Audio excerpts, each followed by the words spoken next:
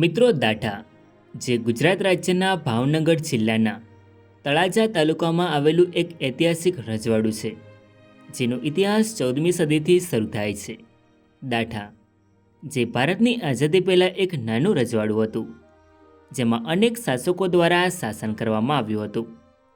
તેમના શાસનકાળ દરમિયાન બાંધવામાં આવેલ ઇમારતો આજે પણ દાઠામાં જોવા મળે છે, જે જોઈને આપણને દાઠા રજવાડાનો ઇતિહાસ જાણવાની ઈચ્છાઓ જાગે છે. જેથી આજના વિડીયોમાં આપણે દાઠા રજવાડાનો ઇતિહાસ જાણીશું. નમસ્કાર મિત્રો, તો સ્વાગત છે એક નવા વિડીયોમાં.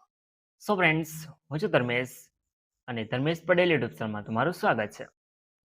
સો ફ્રેન્ડ્સ, આજના વિડીયોમાં આપણે દાઠા રજવાડાનો ઇતિહાસ જાણીશું. સો વિડીયોમાં છેલ્લે સુધી જોડાયેલા રહો. તો ચાલો વિડીયોને શરૂ કરીએ.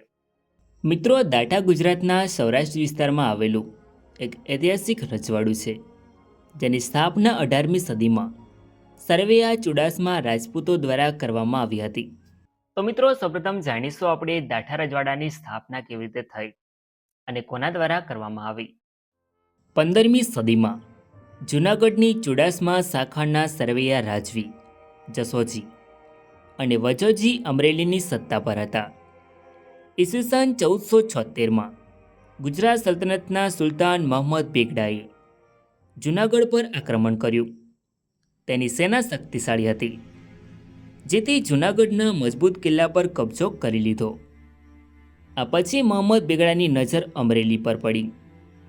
તેમણે અમરેલી પર પણ હુમલો કર્યો અને આ વિસ્તારને પોતાની સત્તા હેઠળ લઈ લીધો. આ હારથી જસોજી અને વજોજીનું હૃદય દુઃખી થયું, પરંતુ તેમનું રાજવી ગૌરવ અને લડાયક ભાવના ક્યારેય ડગી નહીં. તેમણે હાર ન માની અને બહારવટિયા તરીકે સંઘર્ષ ચાલુ રાખ્યો. પોતાની ધરતી અને સ્વાભિમાનની રક્ષા માટે તેઓ 12 વર્ષ સુધી મહંમદ બેગડાની સેના સામે લડતા રહ્યા.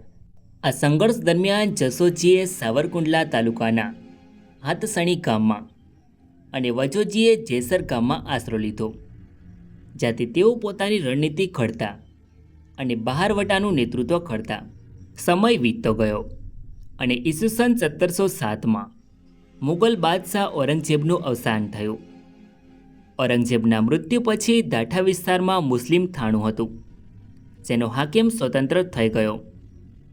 આ હાકેમે આસપાસના વિસ્તારોમાં લૂંટફાટ અને જુલમ શરૂ કર્યો.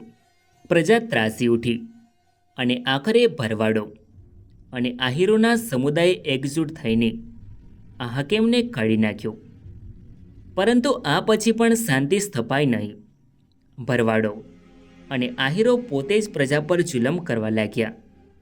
આથી પ્રજા દાઠામાંથી સ્થળાંતર કરીને હાથસણી આવવા લાગી. પ્રજાની આ દયનીય સ્થિતિ જોઈને હાથસણીના લોકોએ સરવૈયા ચુડાસમા રાજ્યોની મદદ માંગી, જેથી વર્ષોજી, કાનોજી અને મેઘરાજજીએ પ્રજાની આ હાકલ સાંભળી. તેમણે નક્કી કર્યું કે દાઠાને આ જુલમમાંથી મુક્ત કરવું જ જરૂરી છે. ઈસવીસન 1754માં આ ત્રણેય રાજવીએ એક શક્તિશાળી સેના ભેગી કરી અને દાઠા પર ચડાઈ કરી. તેમની વીરતા અને રણનીતિના આગળ દુશ્મન ટકી ન શક્યા અને દાઠા પર સરવૈયા ચુડાસમાઓનો વિજય થયો. મિત્રો, આ વિજય સાથે દાઠામાં સરવૈયા ચુડાસમા રાજવીઓનું શાસન શરૂ થયું. ત્યારથી તેમના વંશજોએ આ પ્રદેશ પર રાજ કર્યું. આ રાજવીએ દાઠાની ધરતી પર પોતાની સત્તા સ્થાપી. સરવૈયા રાજવીઓનું શાસન મરાઠા કાળની શરૂઆત સાથે દાઠામાં પણ નવા રાજકીય અને સામાજિક ફેરફારોનો પ્રારંભ થયો. સરવૈયા રાજવીએ પોતાના શાસન દરમિયાન સ્થાનિક લોકોના હિતોનું રક્ષણ કર્યું અને વેપાર તેમજ ખેતીને પ્રોત્સાહન આપ્યું. અંગ્રેજોના શાસન દરમિયાન બ્રિટિશ ઈસ્ટ ઇન્ડિયા કંપનીએ પોતાનું વર્ચસ્વ સ્થાપ્યું અને દાઠા એક રજવાડા તરીકે બ્રિટિશ શાસન હેઠળ આવ્યું. આ સમય દરમિયાન સરવૈયા રાજવીએ બ્રિટિશ સરકાર સાથે સમજૂતી કરીને પોતાનું શાસન ચાલુ રાખ્યું, પરંતુ સ્વતંત્રતા પર અંકુશ આવ્યો. ઈસવીસન 1901 સુધીમાં દાઠા એક નાનું રજવાડું હતું, જેમાં 24 ગામોનો સમાવેશ થતો હતો.